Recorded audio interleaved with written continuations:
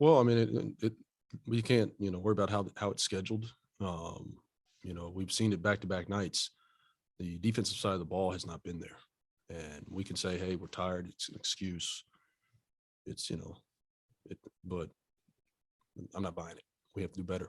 Um, they came out early, set the tone. They were the more aggressive team. And then we didn't take away any of the strengths that we talked about.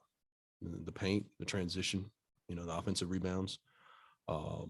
We paid the price for that. So it's our overall defensive disposition, specifically in the last two games. Second half, against the Lakers, and it really stands out. First half tonight, and it's one of those things that we can control that.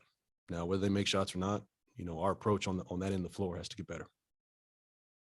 Was the approach, was it a question of energy, focus, discipline? I don't know if it's one specific area. The discipline, of course, is part of it. But you at some point you have to accept that challenge, and they're playing with a level of freedom right now that and comfort it's unacceptable. And we have to help them, to give them something to go to, but just our overall pride on that side of the ball isn't where it needs to be.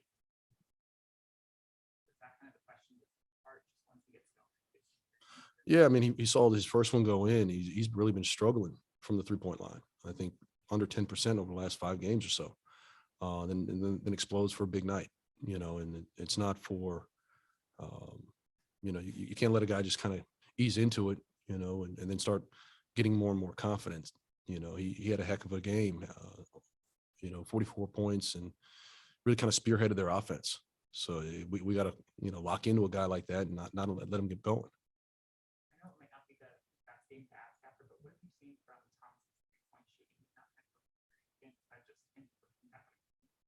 I would assume. I mean, obviously I wasn't here, but we look at him as a shooting big.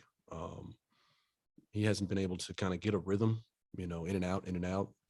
So I think that's part of it. But at some point, I think it'll come back. I think it always, you find your level. But right now he hasn't had a ton of opportunity to do that yet. Certainly, your team has gone through a tremendous roster turnover. So it's like you guys are almost starting at the. But at the same time, do you figure the defense would be much further along? Yeah, absolutely. And it's not something schematic. It's, some of the same issues. We talked about the one-on-one containment. There's no scheme for transition defense. You can say, okay, well, let's take care of the ball. We can do that better. But when the shot goes up, there's no, scheme to say, hey, you got to be here. You got to be here. It's just an effort, a focus, a level of communication that takes care of that. So those things I think are controllable.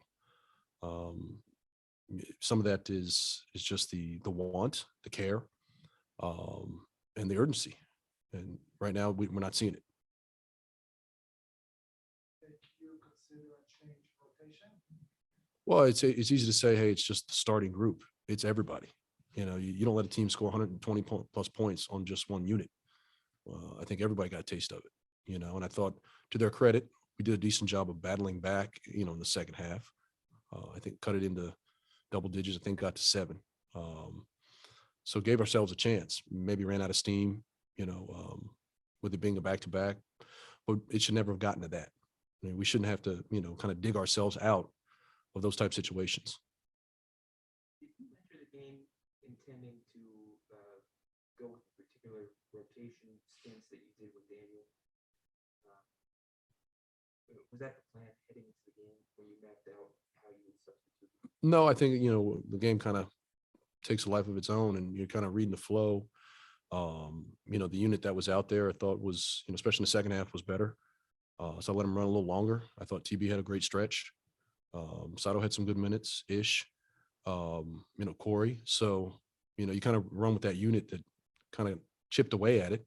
But, they can't run the whole half. So you have to make subs and try to balance that, platooning those guys in and out. But you want to try and keep it as close as you can. When a young player has to 2 or 3 games in a row when she struggles, and I'm referring to Danny Mhm. in this case. Do you and your coaches do anything differently to try to lift that player up because he's young, rather than if, say, the guy were a veteran? I don't think you have to do anything different. I think you always have to, try to uplift guys if they're struggling. I think it's more impactful at times with a young player, but that's part of it. The guy's struggling, you have to kind of figure out why. And sometimes it's just one of those things they have to go through. It's, just like the season has ebbs and flows, so does your individual season. And he's got to help aid in his own recovery. If that's more being a little bit more disciplined with his KYP, locking into some of the game plan stuff, find a way to get a better rhythm. All that we can help him with, but he's got to, help do that as well. Chase. Hey Wes, you guys have lost 6 out of the last 8, and I'm just wondering, what's the process like with the young players who are showing positive signs, kind of teaching them how to learn how to win? Well, I mean, it's hard to win in the NBA. It's hard to win a game, and just stay in your play, I think, is a very important lesson. We've shown that at times, and I think it's important to not only harp on the things you can clean up and teach, but also reinforce some of the good stuff. When we play the right way, or let's see it. It's not always, beating them down and say, hey, we didn't do this, we need to do this better. Here's examples of us doing things that we've talked about and doing it at a high level. Christos. Hello, coach. Hope you're doing well. Speaking about the defensive effort on tonight's game for you, what is the biggest difference than the games in Los Angeles for you tonight? It was the aggressiveness, it was the approach. What did you see as the biggest difference tonight? Well, sadly, it's some of the same issues. The paint defense the other night in LA was a problem. And once again, we saw it again tonight. And some of that was, the transition, the one-on-one containment, shrinking the floor, all those things we've kind of harped on. We just have not yet seen carryover.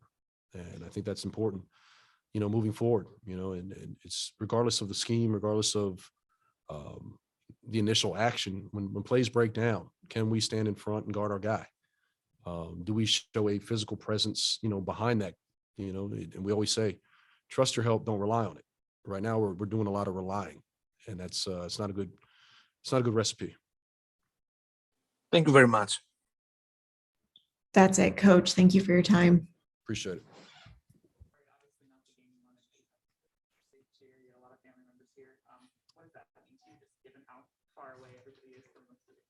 Yeah, it means a lot. Had a big family section there and a lot of other people that, I don't know who support me. And so it was really nice to hear that. It sucks that we couldn't win. That's kind of what I wanted for the cherry on top. But kind of that silver lining is going to be really special for every year I come out here, no matter where I'm playing.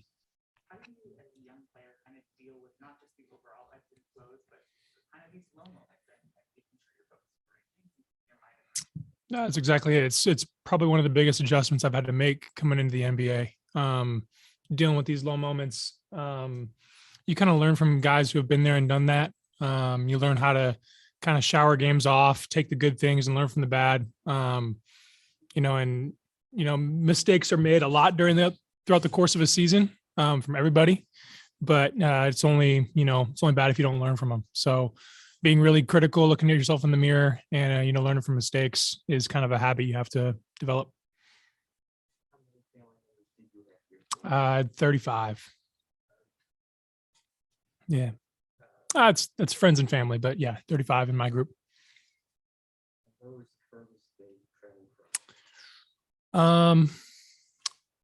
Most came from the Seattle area, some from Spokane, a few from Central Washington, Yakima, Washington, and then I have a few family members also that came from Central Oregon.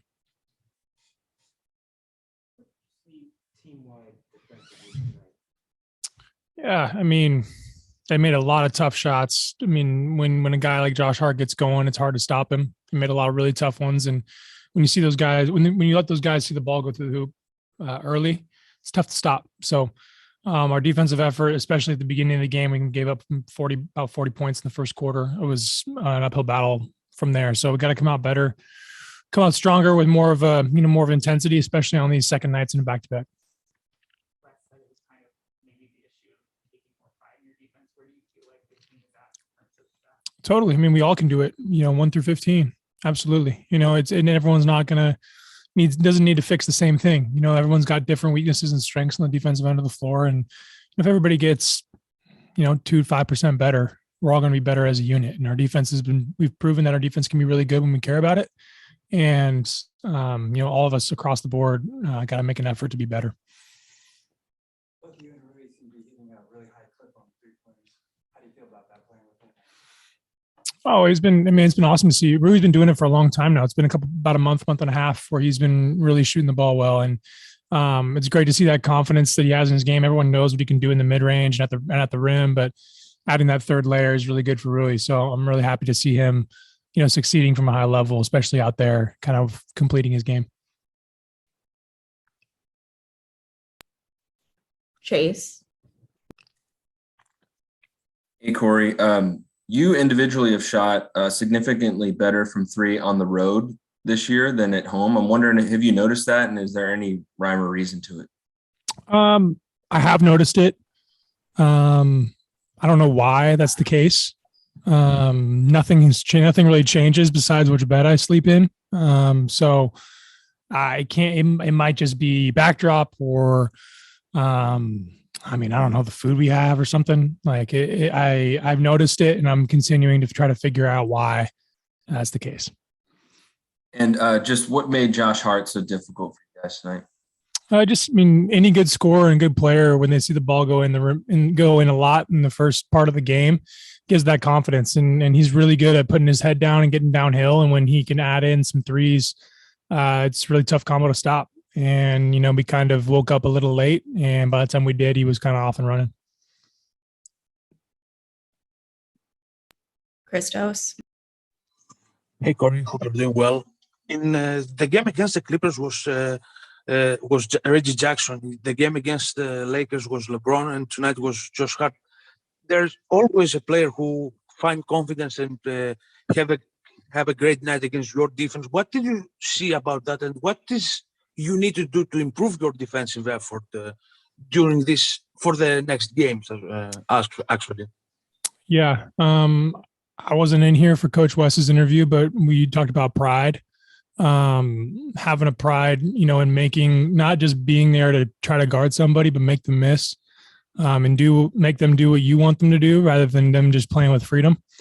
And we've kind of been playing on our heels and letting really good players get in a really good rhythm. And, that's the case. Every team in this league has a really good player that can go for 40 each night. So if you give somebody enough rhythm and confidence to do it, they're going to take it. So we definitely need to be better on Monday. We play on Monday.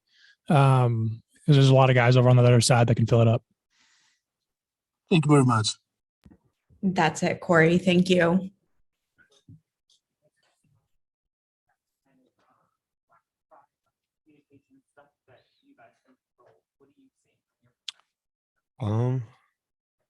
He's right. The biggest thing for me on the court is our communication. We lack that a lot, and then that caused like a trickle down for our defense. Guys are not in the right spot where they're supposed to be, or if they're in the right spot, they're not communicating. So next guy would know what to do. So it trickled down, and it tears our defense apart, and then we all just scrambling, each and every possession, and that can't keep happening. I don't think it's hard to just communicate your position. If you're in the position, you're supposed to make that call. You got to make that call regardless if your teammates hear you or not. You know what I'm saying? We still want to make that call. If they don't hear it or acknowledge your call, it's not your fault. You know what I'm saying? We still got to hear it. You got to be there in them spots. And I don't think we're never in the spots that we need to be. The overall issue KCP is one-on-one when someone's assignment in front of him. I mean, it takes a lot of effort. That's where it starts. Our pride has to start. One-on-one defense, because a lot of teams are breaking us down and just going one-on-one a lot. So we got to be able to man up, and just take pride in just guarding our yard. Also knowing I got help behind me. That's a problem that we have as well. Is there's no help defense, or if it is, it's late. You know what I'm saying? So it's just all about pride and care factor.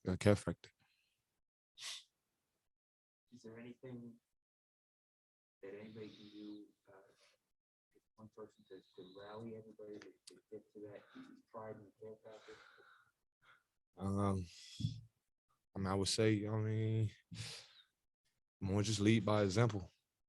Go show it. Feel like that could, get the energy going. Get the guys going. Just going out and just guarding your man one-on-one, containing him. I feel like that just, it's an effect. It happens. Now my teammate is ready to guard his guy. And he knows I'm gonna be in that help position. So it's just all about being connected out there, and sometimes we get lost a lot.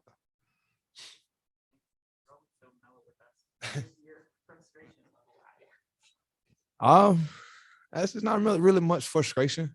It's just I want to win. I know my teammates want to win as well. But we all has to be on the same page. And I feel like, for what I've seen, we're not.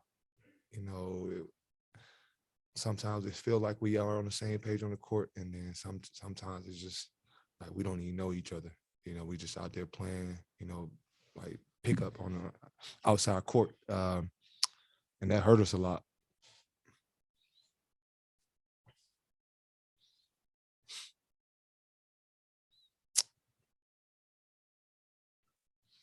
Christos? Yes, we hope you're doing well. What is the biggest issue that you have as a team, and how important is to finish strong? What do you need to do to finish strong this season?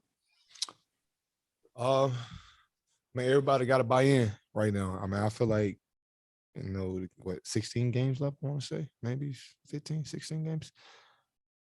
There's a chance to get into this play-in, and I feel like everyone should have that goal, and that mindset where we're not out of it yet. We still have a play-in tournament that we can squeeze our way into. But we all got to buy into just what Wes was saying, our communication, defense, effort, everything has to, it has to be together, a unit. And I think we get away from that, sometimes. That's it, KCP. Thank you for your time. Thank you.